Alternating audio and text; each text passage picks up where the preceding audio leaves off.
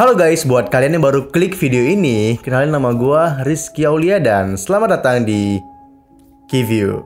Nah, karena di Kiview sebelumnya ada yang komen minta dibuatin alur cerita film dari Fabelman, jadi di Kiview kali ini kita akan membahas film tersebut guys. Sebenarnya film ini diproduksinya itu udah lama banget ya guys ya, yaitu pada tahun 1999. Tapi cerita film ini tuh nggak kalah seru sama film-film yang ada sekarang ini. Tapi sebelum kita masuk ke alur ceritanya, gue minta kalian like dulu video ini. Dan buat kalian yang belum subscribe, langsung aja diklik tombol subscribe dan juga nyalakan lonceng notifikasinya. Kalau udah di like sama di subscribe, langsung aja kita mulai. Ini dia alur cerita film The Fabelman.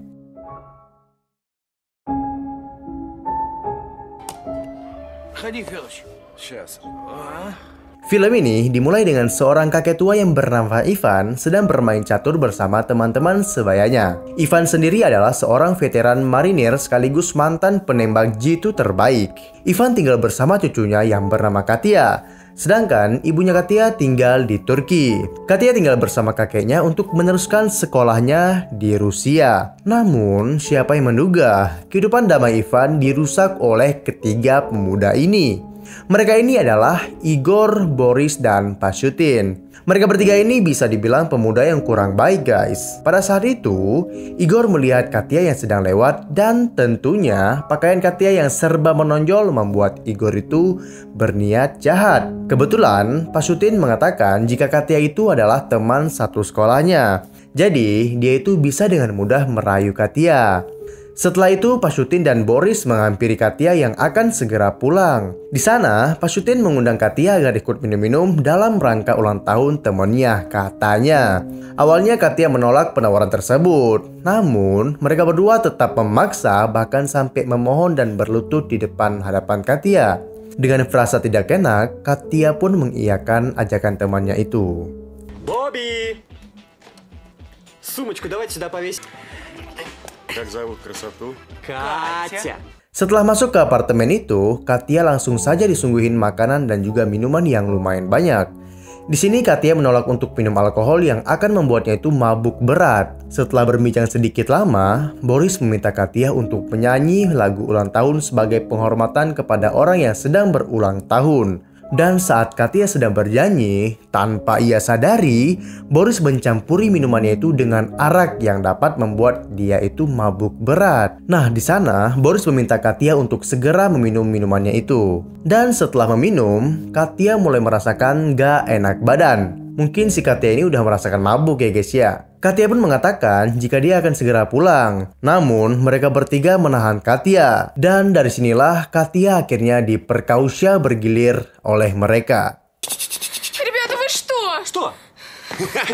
Бабушки, дедушки!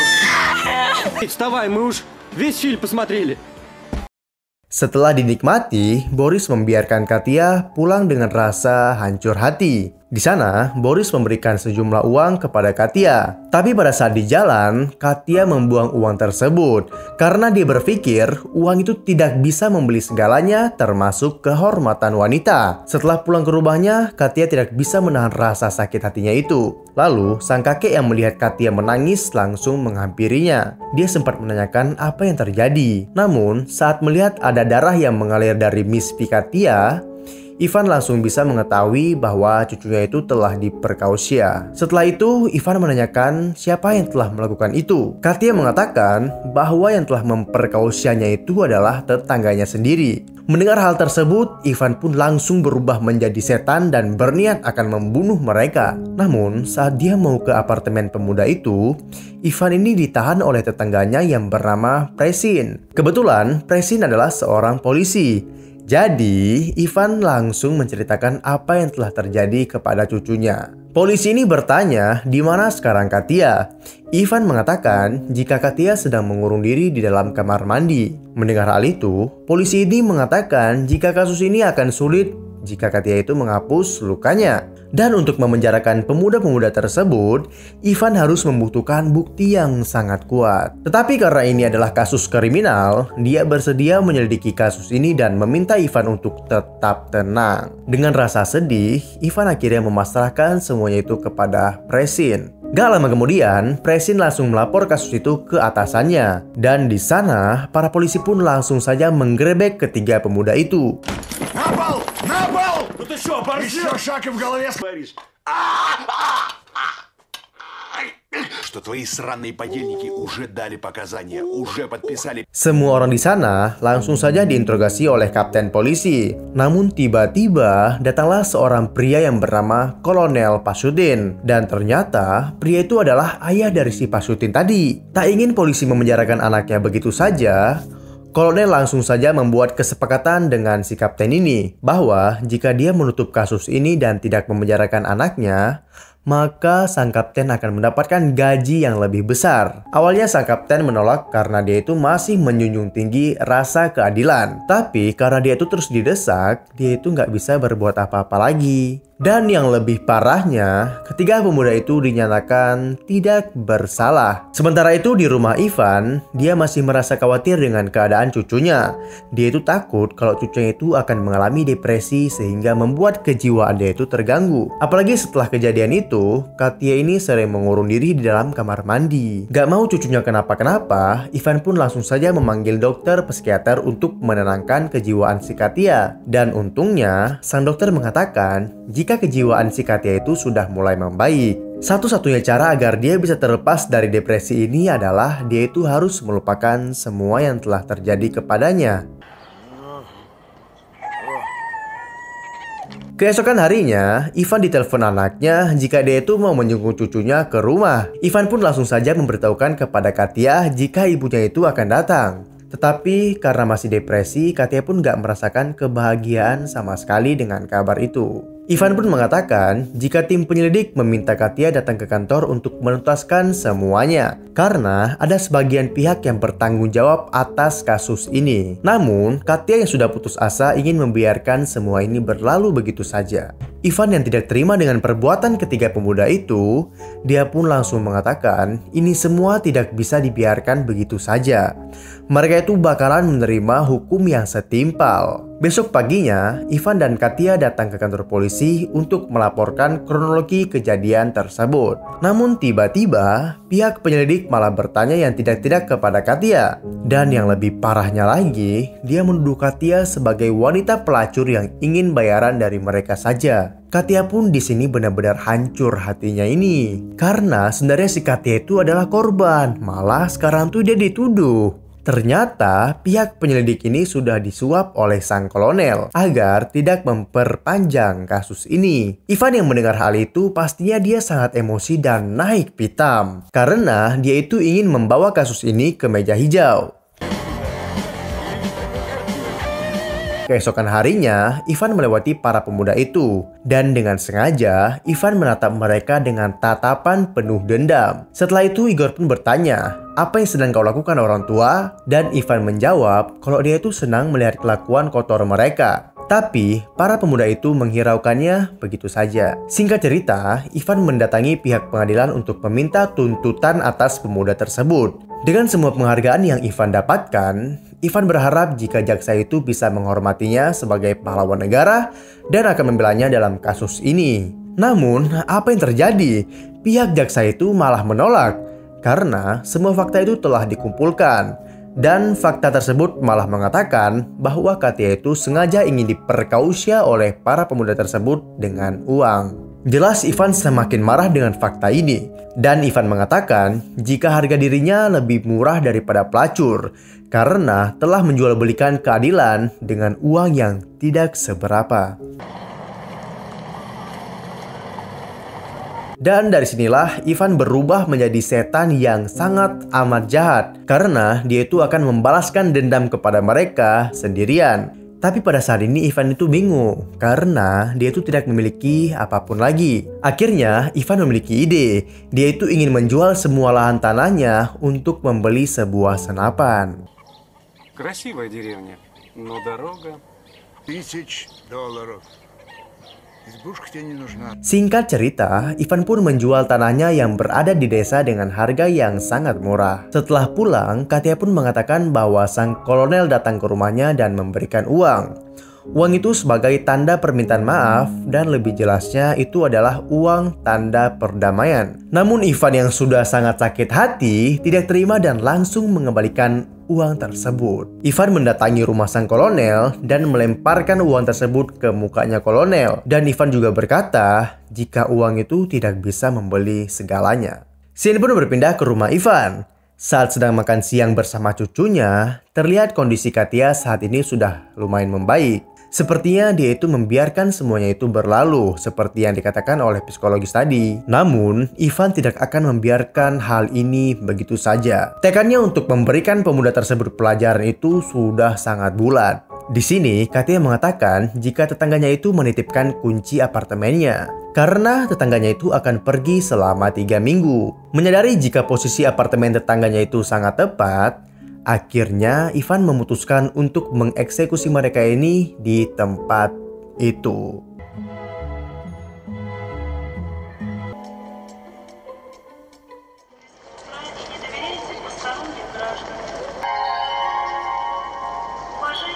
Setelah itu Ivan pun pergi ke kota Moskow untuk membeli sebuah senapan tanpa sepengetahuan cucunya. Ivan pun mendatangi penjual senapan mainan yang kebetulan orang itu adalah anggota geng. Mengetahui hal itu, Ivan mengatakan jika dia itu akan membeli sniper sungguhan. Akhirnya, orang itu pun memberitahu Ivan di mana dia itu bisa membeli senjata tersebut. Gak lama kemudian, Ivan pun bertemu dengan salah satu geng penjual senjata. Lalu, Ivan dibawa ke tempat perkumpulan mereka. Di sana, Ivan memesan senapan SVD dengan peredam dan minta 10 peluru. Akhirnya, mereka semua mengantarkan Ivan ke tempat senapan itu berada. Сюда, что ли? Да, направо. С глушителем. Нет, батя. С пламя гасит. Dan di sana pun Ivan mengeluarkan bakatnya kembali. Нет, бать, так не пойдет. Послушай. Готов?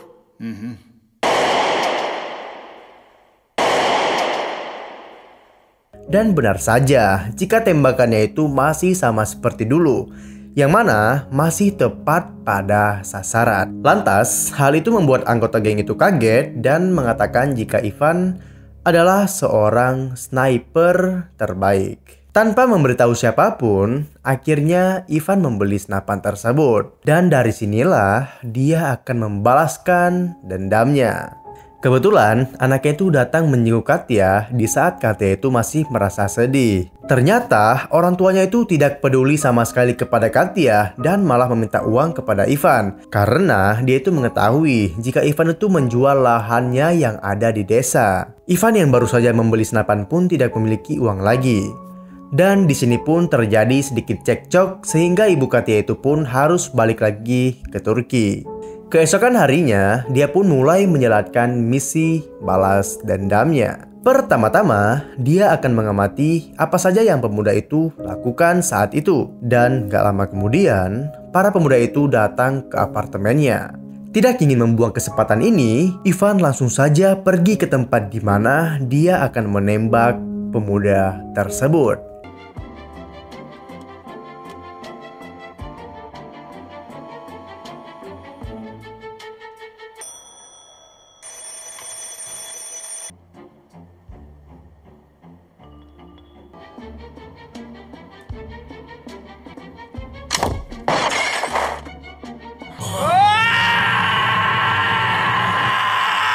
Dengan hitungan yang matang, Ivan mampu menembak botol yang dipegang oleh Boris. Dan tembakan itu menyebabkan botol itu pecah dan mengenai titiknya si Boris. Hal tersebut dilakukannya agar kejadian itu seakan-akan seperti sebuah kecelakaan. Akhirnya, Boris pun mengalami kerusakan pada alat vitalnya. Setelah itu pun, Ivan langsung saja membereskan semuanya. Dan dengan dinginnya, Ivan langsung saja gabung dengan teman nongkrongnya, seolah-olah dia itu tidak tahu apa-apa. Di sana ambulans pun datang untuk membawa Boris. Sedangkan Ivan pergi dari tempat tersebut. Di tempat lain, kolonel mendatangi apartemen itu. Di sana, dia menanyakan apa yang sebenarnya terjadi. Namun, mereka tidak mengetahui karena mereka tuh tidak mendengar ada suara tembakan atau ledakan dari manapun. Dan mereka berasumsi jika Boris itu tidak sengaja membuat botol itu pecah. Tapi, di sini kolonel itu tidak percaya dan dia langsung curiga terhadap Ivan. Nah, setelah itu, tetangganya yaitu Persin diberi tugas untuk menyelidiki kasus ini. Dan dari sini, Persin itu sudah bisa menduga siapa pelakunya. Namun, dia belum bisa menuduh Ivan begitu saja. Dia itu perlu bukti kuat untuk menguak fakta siapakah pelakunya. Смотри. Keesokan harinya, Ivan melihat Igor datang dengan mobil barunya.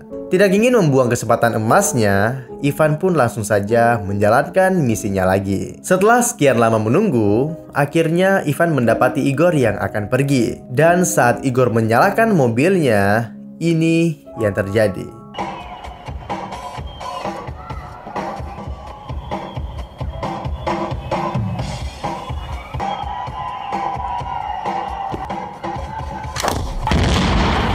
Ivan berhasil menembak mobil itu sampai meledak dan membuat Igor mengalami luka bakar yang sangat amat fatal. Seperti biasanya, Ivan langsung saja menghampiri kerumunan dan seolah-olah dia itu tidak tahu apa yang terjadi.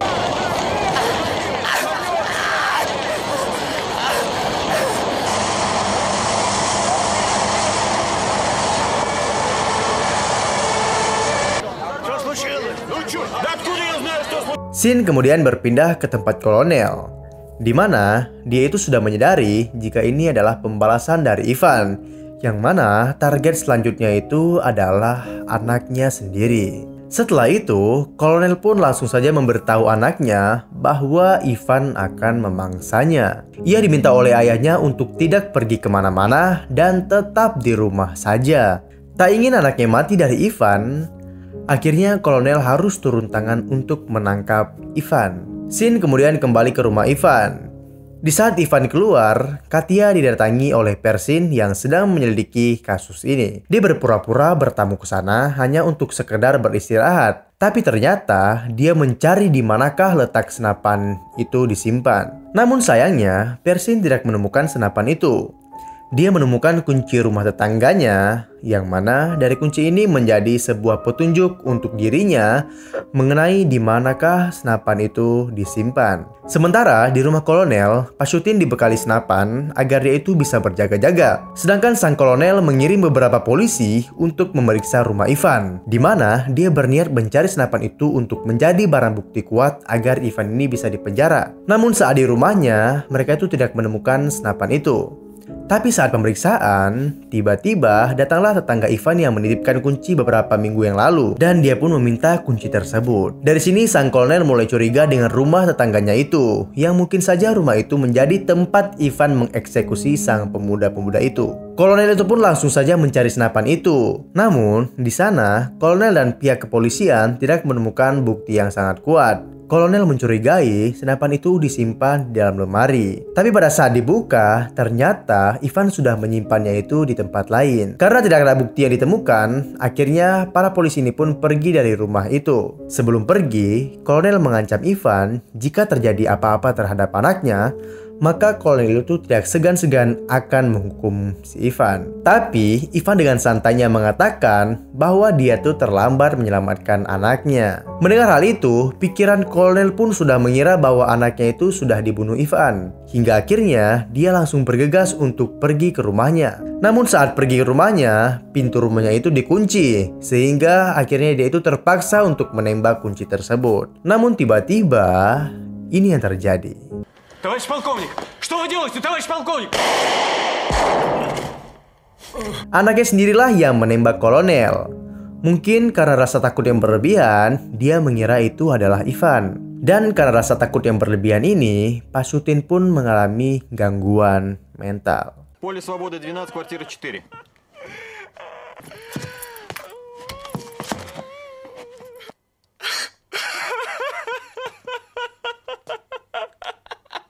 Di akhir film, Ivan yang mau pulang tiba-tiba dipanggil oleh Persin. Dan akhirnya, Persin menemukan senapan yang Ivan simpan. Tapi, di sini Persin tidak akan menangkap Ivan, Malahan, dia membiarkan Ivan bebas dan dia hanya ingin melenyapkan senapan tersebut. Akhirnya, Ivan pun berhasil membalaskan semua dendamnya. Kemudian, Ivan pun pulang ke rumahnya. Dan di sana, ternyata kondisi Katya itu sudah mulai membaik. Dan film pun selesai. Не скрипнет, не вспыхнет на улице где-то.